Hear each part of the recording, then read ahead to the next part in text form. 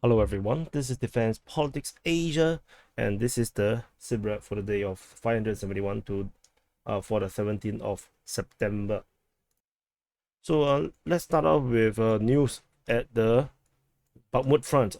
This is the breaking news. The Ukrainian defense, no, not the Ukrainian defense ministry, but deep state UA pro-Ukrainian sources and as well as Syria maps, the neutral source has all confirmed the capture of Klishchiivka by the Ukrainian forces. So this is basically, as I have predicted, the Klishchiivka would not be able to hold much longer, but not more than a week. And other than the weird reports coming from Ryba, which is not accurate, it's definitely now.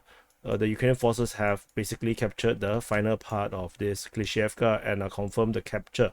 They took a photo around this area here to show that they have captured this town, and the latest geolocation of Ukrainian forces is actually at this position, which is pretty close to the pretty end of the town.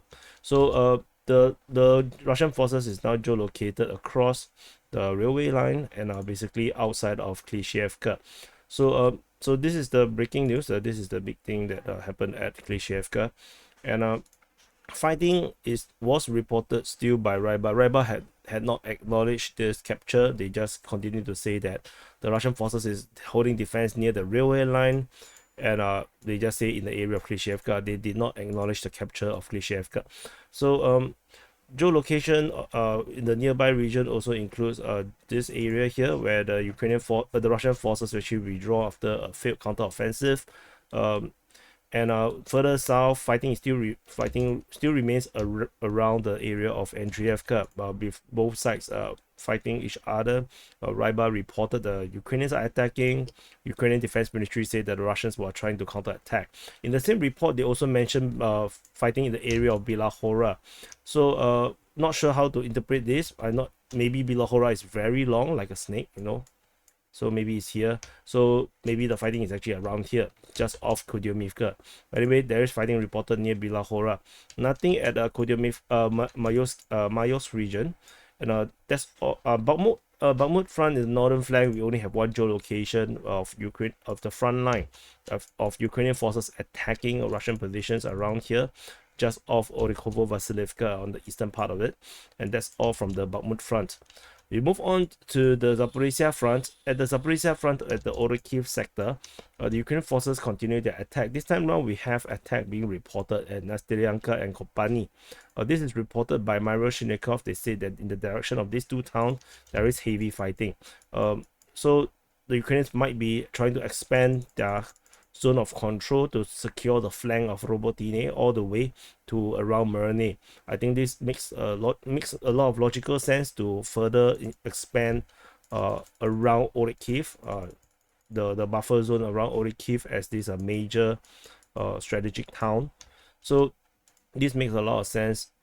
But they say that it is the Russians trying to hit the flanks. So I'm not sure if this is a counterattack in that sense, but because the information is a bit vague, or this could be actually in reverse, the Russian offensive to try to cut off the Ukrainian forces in this flanking movement, and then encircling the entire Ukrainian forces around Robotine and Verbove. We shall continue to monitor because Myro Shinikov is not a primary source, so I'm not going to commit too much into this information. Around Robotine, we have geolocation of Ukrainian forces by Krimi Kapris on the northwestern part of Robotine. This is nothing particularly special because we have already previously have this geolocation around here, which established Ukrainian control around this area here. There was fighting reported at the area of Robotine by the Russian Defense Ministry. They reported this. I have deprecated this to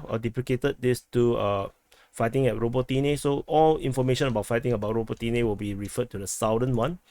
And there is geolocation of the front line over here by Krimi Kapris of Ukrainian forces attacking Russian positions around here, which also shows that the front line actually have not really changed much in the southern part of Robotine. There is fighting towards Novoprokopivka, according to Myro Shinikov. It could also be referring to the south of Robotine. I'm not sure. I simply always put Myro Shinikov information in the northeastern part of Novoprokopivka. Over at Verbove, there is no changes in terms of the front line. We do only have Marashnikov talking about the fighting at Verbove. Surprisingly, no one else talked about the fighting at Verbove. So that is a bit weird.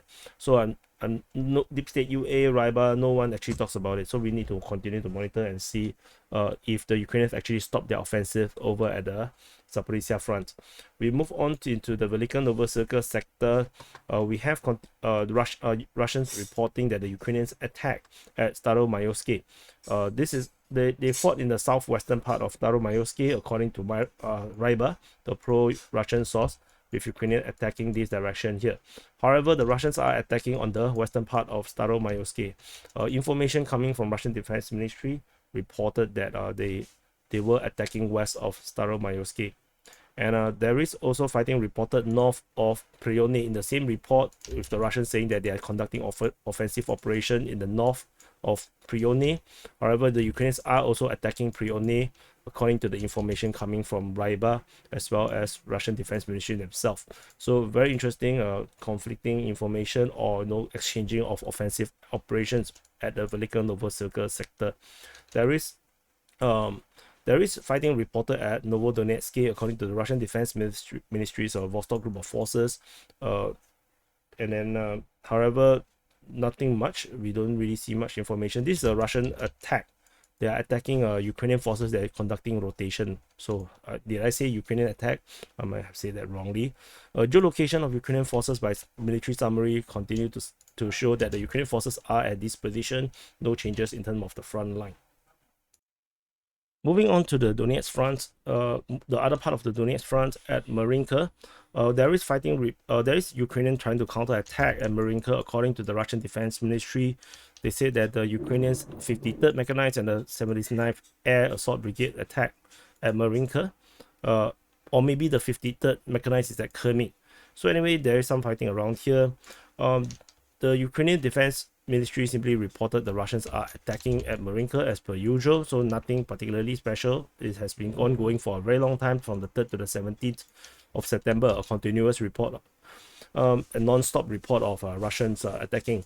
Over at the Avdiivka front, there is fighting reported near Kermit. This reported by the Russian Defense Ministry, saying that the Ukrainians are attacking near Kermit. Kermit is actually this 9th district of the Avdiivka city, this area here. So the Ukrainians attacking this area here probably is maybe referring to Opitne. The Ukrainian Defense Ministry simply reported that the Russians are attacking in the area of Avdiivka without specifying exactly where it is. And we move on. There is nothing over at the Siversk front. Over the Crimea front, we have the Russian Defense Ministry reported Ukrainian attack at Dibrova as well as at the Serebyansky forestry. These are the usual report we always have seen. And otherwise, we don't have any reports at the Svatove front. And over the Kupian. Over at the Kupiansk front, we have fighting being reported at Sinkivka, according to the Russian Defense Ministry as well. This 16. I forgot to blur out this. So no, there's no fighting at Sinkivka and Veshana. So it's not an offensive operation. This kind of thing happens sometimes because sometimes I make the changes, then the mapping went into error, and then some of the changes I made disappeared. So sometimes it causes confusion on my side. But we do have geolocation of the front line over at Kremalny. According to Kremlin Caprice, they geolocated a video by the official Russian state media, where the Russians actually were shown to be attacking these Ukrainian positions around Kremalny. So this actually caused the update in terms of the Ukrainian front line to show that they actually do not have so much of a salient around here, but actually they are actually pretty stuck within Kremalny itself. Kremalny itself is a very, very tiny village, so it's nothing to shout about. And that's it from the Kupiansk front. And that's it for the SITREP for the day of 571 for the 17th of September. So the key conclusions is basically the capture of Klishchchiivka. So as per I have mentioned, the town is unlikely to hold more than a week, which I mentioned probably a week ago, and it's proven that the Russians are really got pushed out of Klishchchiivka itself. And this also shows another thing, which is that the previous report by Ryba saying that the Russian forces have recaptured most of Klishchiivka, forcing a Ukrainian retreat after a massive counterattack, which the Ukrainians do massive bombardment. Maybe this happens, maybe it did not, but ultimately it does degrades the credibility of Ryba, by reporting that and actually insisting that the entire of this village or most of this village is actually a gray zone. This is not true with further geolocation of Ukrainian forces by Crimean capillaries over in the northern part of Klishchiivka, very close to the very edge of the town, as well as the photo that went viral of the claim of the capture of Klishchiivka, which is actually pretty much near. It's at the church around the center of Klishchiivka.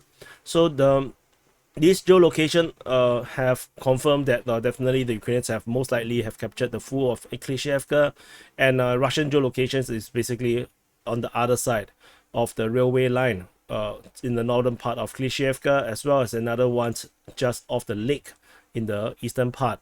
So the Ukrainian forces have achieved a major victory, this on top of the Andriivka one. This will allow the Ukrainian forces to establish a very powerful and strategic forward operating position for them to continue their offensive to capture Opitny, Oredivka, cut off this highway, and they can do a lot more from here. Going to Zaiseve, they can totally bypass Bakhmut, no problem, and this will in effect cause massive military problem, military strategic problem when the Ukrainians just continue to push on in this direction.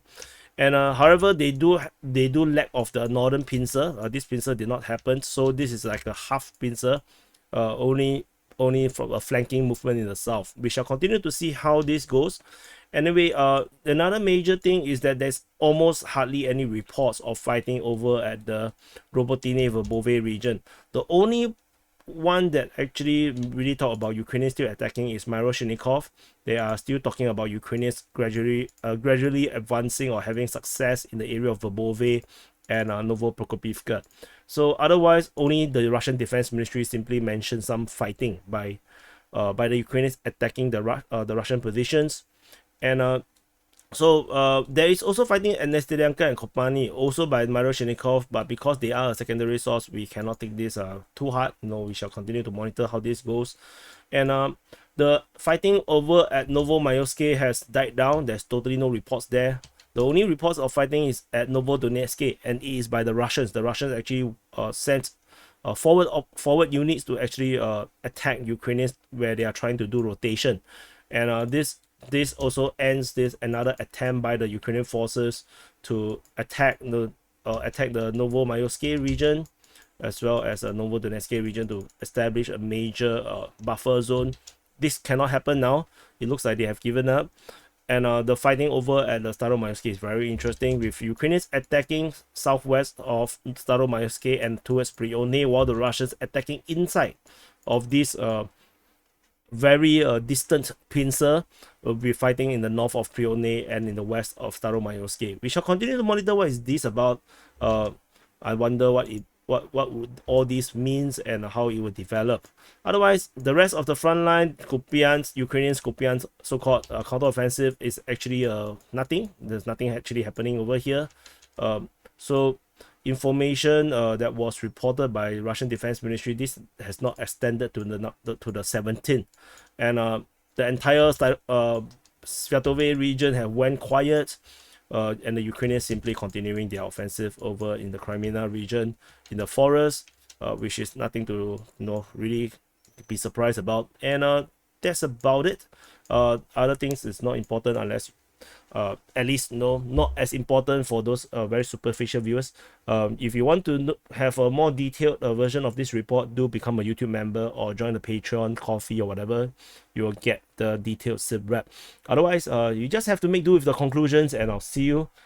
Press the like button, subscribe, and I'll see you in the next update.